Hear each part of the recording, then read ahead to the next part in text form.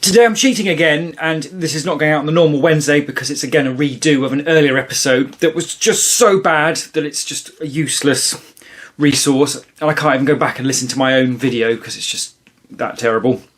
I realise this one is also going to be terrible, but it's a lot less terrible than the original one was, so it is worth doing, I think. We're looking at chapters 4 and 5 of the Book of Genesis today, and it's the story of Cain and Abel. There's not a great deal to tell in terms of the story. It's not massive. It's Adam and Eve have a son called Cain, who's the firstborn. Then they have another son called Abel. We cut straight from there to them both being grown-ups. And Cain works in the field as some sort of agricultural farmer or something, and does a sacrifice to God of the fruits of the earth, it says. And Abel seems to be a shepherd or something like that, and sacrifices animals of the firstborn of the flock. God doesn't like what Cain did, as in he doesn't like fruit and veg, apparently, but he does like what Abel did because he does like, well, meat, I suppose. It's a bit odd, this, because God gets angry at Cain, but it's not clear that there's been any sort of set criteria. No one's said anything about what sacrifice even is. So presumably they already knew this, but whatever it was that Cain did didn't go down well, and Cain is quite upset that God is angry at him. It's so upset, in fact, that what he decides to do is he sort of, come on, Abel, let's go out into this field. Everything will be fine, trust me. And then kills him, his own brother. Bear in mind, Cain is the third human, or actually he's the first human ever born. He's the third human to walk the earth. And he's a murderer and kills his little brother. So, yeah, bit crap. God then comes down and was walking around the Garden of Eden, which is interesting, and asks Cain where his brother is, which is, well, obviously he's God, so he would know, but it seems to be giving Cain a chance to cough up to it. But Cain sort of, I don't know, I'm not his keeper, why would I know? And then God sort of points out, actually, I am God, I know everything, I know what you did. And Cain's all a bit huffy about this, a bit weird, and God is going to punish him. And the punishment, though, is he casts him out. So bear in mind, Adam and Eve eat, I was going to say an apple, it doesn't say apple, eat some fruit, we think maybe an apple, and basically get the worst punishment ever, enmity between people and all the rest of it. Cain murders someone, murders 25% of the global population at this point, and he's chucked out of the garden. And it's a bit weird. So it gets weirder still, because Cain is particularly worried that someone is going to kill him when he's cast out the garden, because then he won't be safe.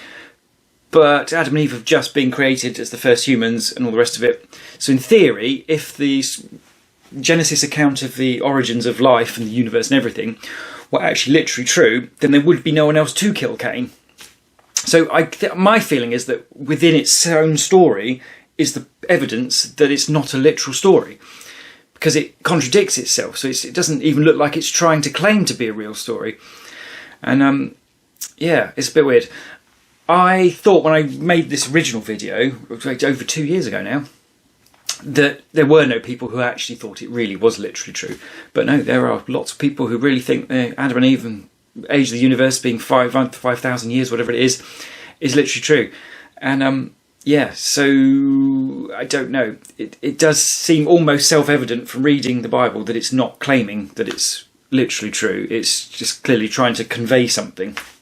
Interestingly, one of the gripes from Cain is that he's going to be cut off from God. So it's odd that he sort of clearly wants to be associated with God, it would seem, and yet he's a mass murdering punk.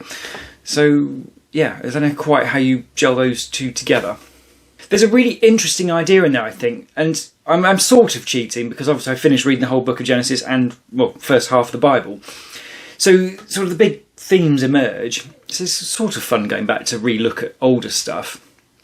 But from the book of Genesis as a whole, the idea really leapt out to me that it's saying that life is not going to be fair. It's that any sort of argument that evil shouldn't exist and life should be fair is shot down entirely by the book of Genesis.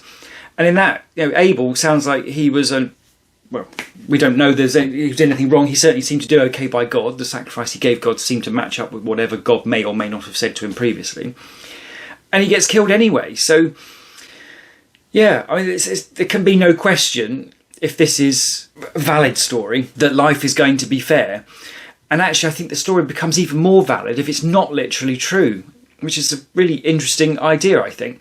Now, if it's literally true, it's just some stuff that some people did, and God just, if he's going to let people have free will, then he had no say in Cain killing Abel. And it's just like, oh, that's great, that's going to go in the Bible now, and that's a great example.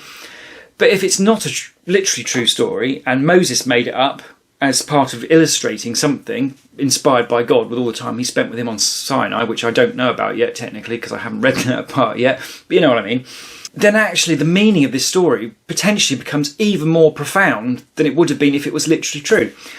So I quite like that idea. I should also add, because there are later videos that are going to make reference to this 7 thing, there's a definite 7 vibe that goes throughout Genesis, is that God says to Cain, when he's going to be cast out, that he will put a mark on him, so if anyone kills him or hurts him or anything, what they do to Cain will be revisited back on them 7 times over. So yeah, all those people out there who are going to kill him, and Cain goes and gets married and has a son himself, so where his wife came from, don't know. But that's what I mean. I think in that, it's quite clear that the story is not claiming to be literally true, because it makes no sense if it does. Otherwise, though, we then have Adam and Eve have a 3rd son to replace Abel. Nice idea. I don't think I realised that was a thing. So Seth comes along anyway.